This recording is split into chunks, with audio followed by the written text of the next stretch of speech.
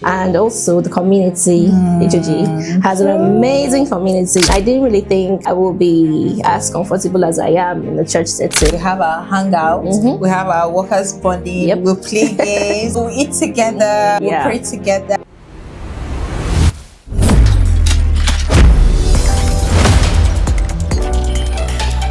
Okay, hi Debbie. Hi. I'm so excited to have you here on this podcast. So just quickly introduce yourself to us. Okay, hi. My name is Deborah Yakubu. I joined H.O.G in February 2024. Yep. So next month we'll make it a year. 2 years actually. 2 years actually, yeah. Yes, I serve in the welfare and the worship unit, liberation worship. Oh, nice, interesting. So I just wanted to ask, is there any particular thing really that, prior to joining H.O.G was maybe a bit challenging for you, but now it's more like a norm to you, that kind of thing? Yes. Yeah. I mean, as basic as it sounds, going to church was, was challenging for me. Yeah. I had a church I was fellowshipping in. In fact, a couple of churches. I was in and out of churches for like years. Just like 2 months here, 3 months there, 1 week there and everything. And sometimes I'll just stay at home. Like Sunday morning, I'm at home. I'm comfortable. I'm not even streaming any service. I'm just at home. I'm not even feeling bad about it. Wow. And, it got to a point I was like, okay, you know what? I want to get planted in the church and everything. And I was very specific. I wanted a church where I could be held accountable to showing up really. Cause, prior to that, I had attended like churches where I could just easily get lost in the crowd. No one knows. True. If you're not like maybe in a house fellowship or units, like you could not, it's very possible to go without showing up for service for even months and no one will know. Right. So I wanted a church that will hold me to showing up and to just ginger spiritual growth in my life. And I just put on the Christian group chats asking for prayer groups because I wanted to pray. I'm like, no, this 2024, we must pray and everything. Yeah. So I was like, okay, let me find a prayer group while looking for a church. In my mind, to be like 2 different places. So I just put this out there and then someone recommended it was like try House of Glory Abuja. Ooh, so we pray. That is what I'm getting from all of this. Outside. The church that prays, yes. Yeah, absolutely. I prayer is one of like our core mandate here in H.O.G, and every believer ought to pray. Even the Bible tells us, always ought to pray and not to faint. And so at whatever level, from the leadership, the workforce down to the membership, we pray. We pray. Yep. That's true. So that is awesome. That is awesome. So just being a part of this ministry now for a while, I know there are so many aspects to H.O.G, so many amazing part of this ministry. But what are the areas, the parts of this ministry that really speak to you, that, are really top of the list for you? Okay. So many, but just, for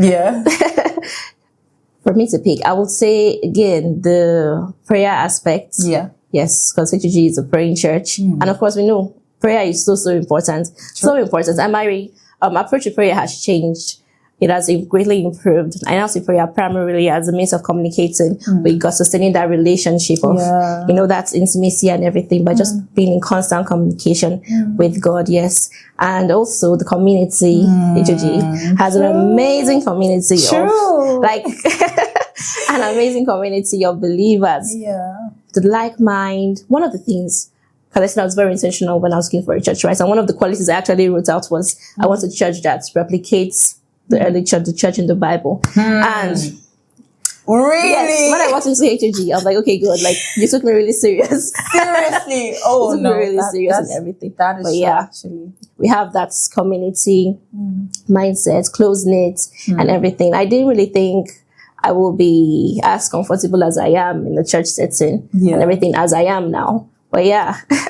I really like that. I think one thing that H.O.G does, we really do, we put a lot of intention towards it. If you want to see something that's been a part of your culture, you put a lot of systems around it. So I really like that. For instance, of course, we have our hangouts, we have our workers bonding, we play games, and we eat together, we pray together, we do a lot of stuff together, really. And I think that is very, very important because God also loves it, when brethren dwell together Okay. So, well, for people that maybe might be looking for a community like this, a Christian community like this, a church where they can also be grounded in prayer and also be a part of this sort of community where they are held accountable, like you once were, what would be your word to them?